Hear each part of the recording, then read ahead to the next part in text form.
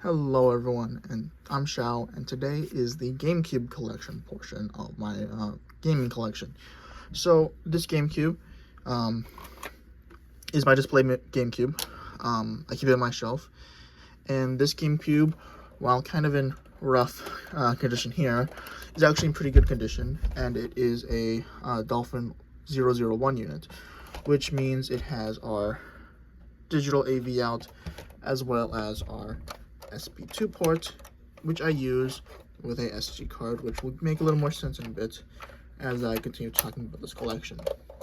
So, my GameCube is not physically modded yet.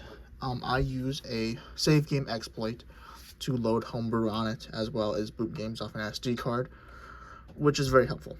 Additionally, I do plan to get a Game Boy player. However, I do not plan to get a Game Boy player disc, and so I plan to use the homebrew and Game Boy interface for that. Hopefully there'll be a video coming eventually, who knows. Other than that, this is the main controller I use, standard black GameCube controller, and this is my standard memory card, 16 megabytes. Again, kind of standard, just the job done. So my GameCube situation is a little funky because I actually own quite a bit of GameCube stuff. However, this is the main GameCube stuff I use, as well as a power adapter. Below me, I guess I can grab it real quick. A standard OEM power adapter, as well as what's in this bag, which I'm not going to pull out right now, is AV cables for the GameCube, as well as a GameCube controller adapter for my Switch and Wii U and PC and whatever else I want to use. So that's kind of it for my main GameCube stuff. There isn't really much to say about this, to be honest. Other than I do load Swiss via the memory card and a save exploit. So I guess kind of let's go to the extra GameCube stuff I own. So to begin with, this extra GameCube stuff is another GameCube. So this is a very beat up purple GameCube. I don't really remember if I bought this one first or the black one first. I can't imagine I bought the black one and then this one. This one is really beat up though. Its light diffuser is missing. Its eject button is terrible. So on and so on. But it does fully function.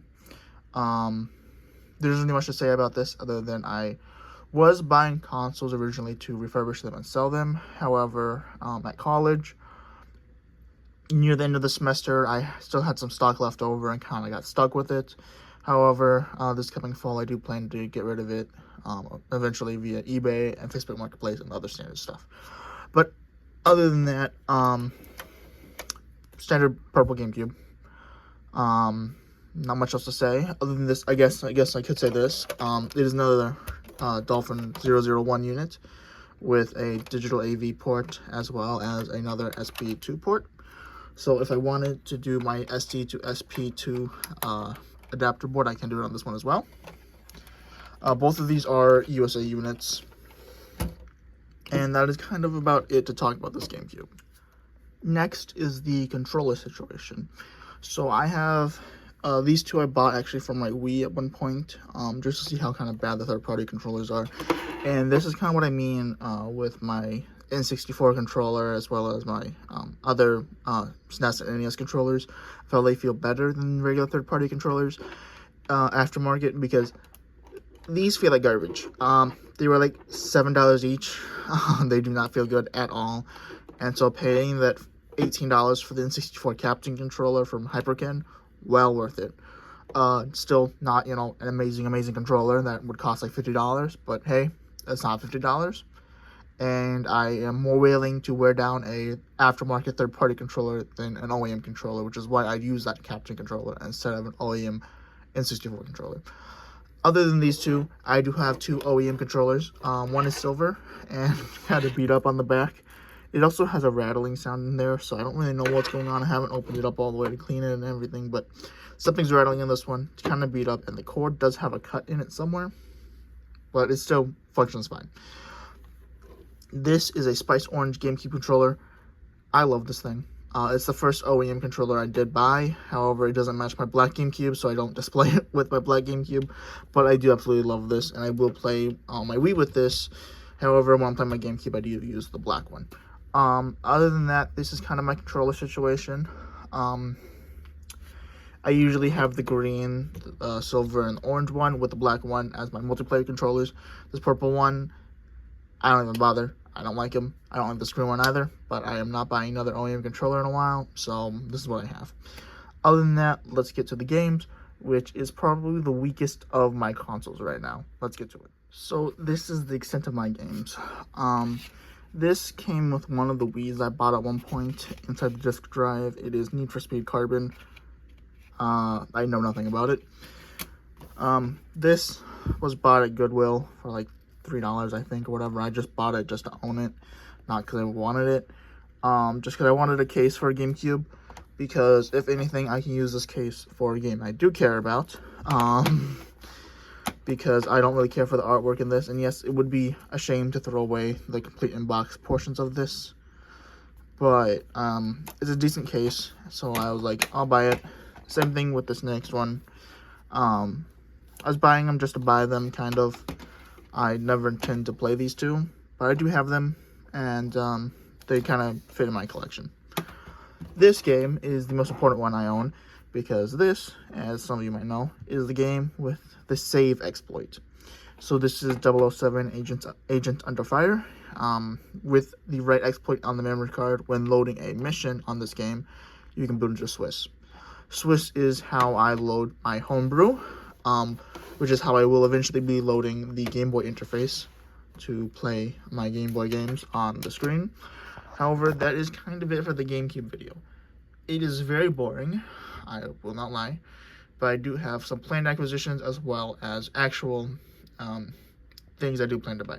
So my plan is obviously to buy a Game Boy player. That is pretty much up there.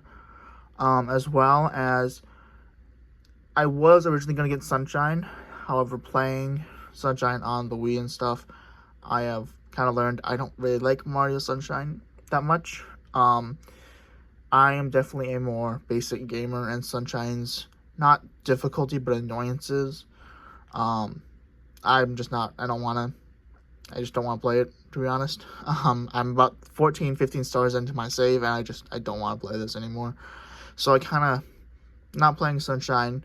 However, I do have some games I am wanting to play and buy eventually.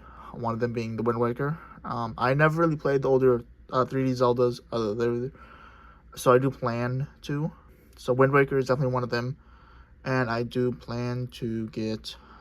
There's another game I don't quite remember, and then some games from my childhood. One game that me and my brother used to play was like these Lego Star Wars games. I'm kind of interested in getting those maybe. And then we did have a PS2 version of a I don't know what it was, but it was a PS2 game that I do plan to buy on the GameCube, because I do know there's a GameCube version of it. I don't remember where. And then I do want SpongeBob Battle for Bikini Bottom. Other than that, not that many GameCube games that I really want to have physical copies of. And yes, Homebrew does let you load backup games or whatever. And those are all fun and great, but I don't really. Oh, Double Dash. I want Double Dash. I do plan to buy Double Dash. Other than that, loading backup games, it's fine. I don't really load that much on my GameCube. I do have a ROM hack of Double Dash called Double Dash Extended. That has been quite a bit of fun. Other than that, though, Pokemon Next Generation, which is a Gale of Darkness ROM hack. That's been pretty good. Other than that, really not much else to say about the GameCube. I do also really want a Spice Orange GameCube. That would be really nice, but we'll see. Other than that, have a nice day. Bye.